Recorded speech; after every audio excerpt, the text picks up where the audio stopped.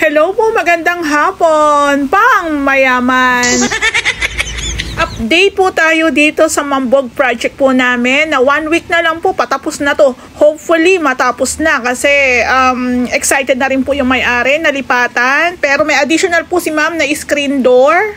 Dito po kasi sa baba meron ng screen door, pero yung sa balcony pinapahabol po ni ma'am. Ito po yung ating screen door. Yung main door po nila, luma na po yan, pero pininturahan po natin. Ang pintor ko po, mahogany po daw yan. O diba? Glossy, ang ganda ng finish niya. Nakadoko finish yan.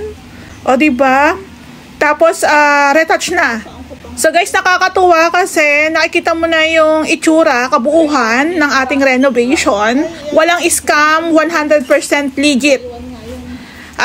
Share ko nga rin po pala, 5 months na rin po kaming inaabot dito. Marami kasing additional, kaya medyo nagtatagal tayo. Lalo na yung mga additional natin is mga woodworks, tapos nakadoko finish pa. Pero sulit na sulit, ilang weeks, ilang days na lang po ang hihintayin, pwede nang lipatan. So guys, yung mga nakikita nyong parang kahoy na yan, parang maple po yan. So hindi ko lang po ma-explain sa inyo kung paano po yung diskarte ng aking pintor dyan, pero spray po yan. Ayan po oh. Bakal po yan, GI pipe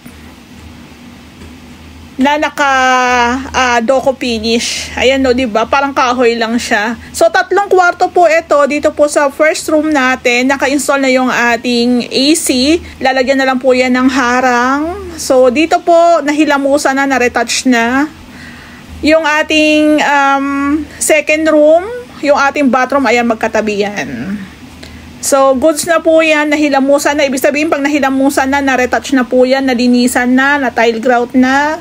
Ito po yung ating hidden door dito sa bathroom. Meron na lang po yan iilan ng mga accessories. Siguro 2 na lang ang hindi pa namin na-i-install. Pero goods na po yan. Ilalagay na lang din po yung lock ng ating bathroom. Kompleto na po yan. So, tapatan niya, no? Ang ganda. Request po yan ni ma'am na lagyan po ng fluted panel. So, dito nga po pala, nag-request din sila na lagyan po siya ng baseboard paint. So, ang ganda rin talaga pag may baseboard paint. Ito po yung third room.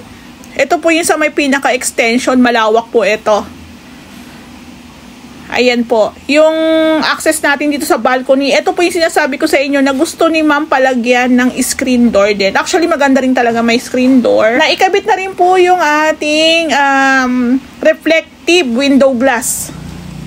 Ayan. So, mabilisan lang po yung ating daan dito. Gawa ng pauwi na rin po kami ni Ray that time. So, kung mapapansin nyo, more on retouching, linis, pababa na ang linis. Tapos, yung ating TV console, na-install na rin po ni Ray. Pipinturahan na lang po ng ating pintor. Yung ating sliding door, pang mayaman, o, pang malakasan yan. Yung ating dining area, ayan. So, konti na lang. Yung ating ilaw dyan, kulang na lang ng bulbs. Bibilihan ko po yan. Yung ating cabinets, okay na po to. Konting linis na lang yung bathroom natin. Goods na, ang ganda na.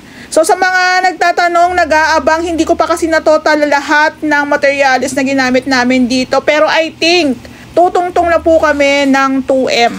Full renovation po ito na may kasamang repair. So, medyo malaki-laki rin po talaga ang unit nila, ma'am, kasi corner lot po ito. So, hinihintay na lang po malagyan ng tile grout para ma-install na rin po o maipwesto na yung ating gas range. Ayan po, o, diba? So, guys, legit na legit, pang mayaman.